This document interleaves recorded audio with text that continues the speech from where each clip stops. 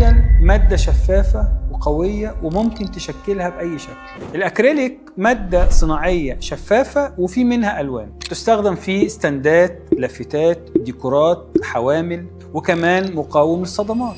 غير إنه سهل التلميع والتشكيل، وممكن نستخدمه في مشاريع ومنتجات دقيقة جدا. اختيار الأكريليك الجيد يحدد نجاح المشروع. السمك والشفافية وجودة التصنيع، وكمان التفاصيل الصغيرة زي حواف نظيفة، سمك منتظم، كل ده بيصنع فرق كبير في المشروع بتاعك. اختار أكريليك صح، جودته عالية، هتحس بالفرق في الشكل النهائي، وهيبقى المنتج متين ويستمر معاك فترة طويلة. دلوقتي عرفت الأكريليك، استنى بقى الريل اللي جاي هنعرف الفرق بين الأكريليك والزجاج.